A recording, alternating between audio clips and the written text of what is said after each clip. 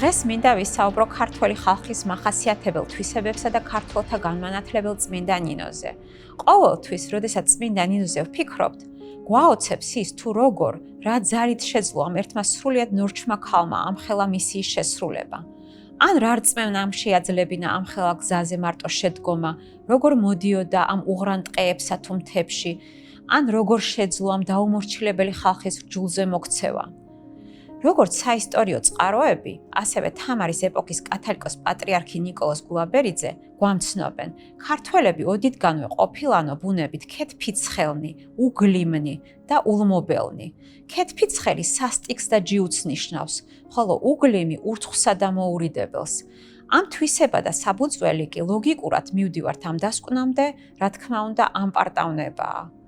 და სწორედ ამ ერის განმანათლებლობა წილად ხვდა წმინდა ნინოს, რომელიც უფლის მე-13 მოციქულად სახელდება.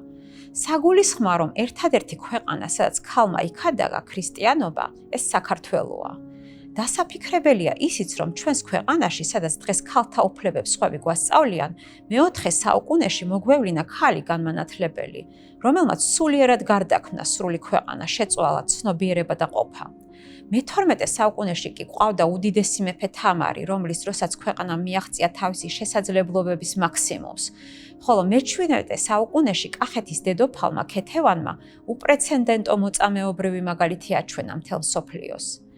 ნიკოლოზ გულაბერიძე წმინდა ნინოს უწოდებს სულთა ჩმენთა გამომხსნელ სახმელისა, მონებისა და ტყვეობისაგან.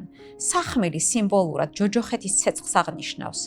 ნიკოლოზ გულაბერიძე გვისახელებს ორ მიზეზს, რომელთა გამოც ღმერთის განგებულებით წმინდა ნინო მოევლინა ჩვენს ქვეყანას ქრისტიანობის მხადაგებლად.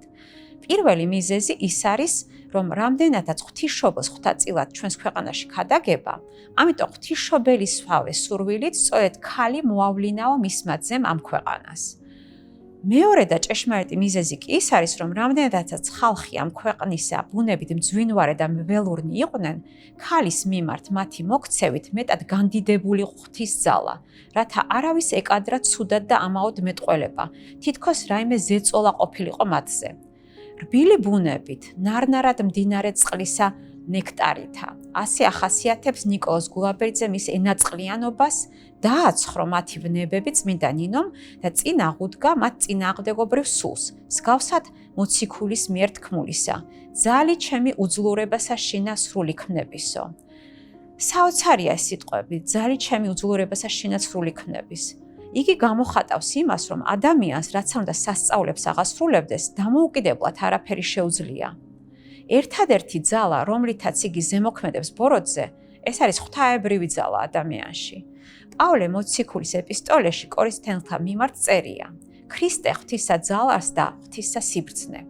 ანუ ყოველგვარი ძალა და ყოველი სიბრძნე ადამიანს ღმერთისგან აქვს, დამოუკიდებლად იგი ვერაფრის შემძლეა. სწორედ ამიტომ გამოარჩიაო უფალმა უსწავლელი მეთევზეები და მდაბიონი და მათი მეშვეობით განაიარაღებდა ფილოსოფოსებსა და მწიგნობრებს. ამიტომაცო, განაგრძობს ნიკოლოზ გულაბერიძე, სწორედ ნაზი ბუნების მქონე ქალმა შეძლო დაეცხრო ულმობელი და ურჩი ბუნების ქართველობა და გარდაექმნა იგი და ყოველგვარი სიკეთე, ძალა და სიბრძნე, რაც გვაქვს, უფლის წყალობით გვაქვს. ამასვე წერდა ილია ჭავჭავაძეც. სწორედ წმინდა ნინოს მადლით მოსილებაო იმ თვისებათა ქონა, რითაც გვაოცებდნენ ჩვენი გმირი წინაპრები. ესენია სასწაულმოქმედი მხნეობა, თავგანწირვა, თავდადება და ვაჟკაცობა. ამ ძალღონით ქრისტიანობამ შემოგვინახა ჩვენი მიწაწყალი, ჩვენი ენა, ჩვენი ვინაობა, ჩვენი ეროვნება. წერს ილია თავის წერილში. წმინდა ნინოს წყალობით ვეზიარეთ იმ მოძღვრებას, რომელმაც საქართველო იხსნა როგორც სულიერი, ასევე ხორციელი დაღუპვისაგან.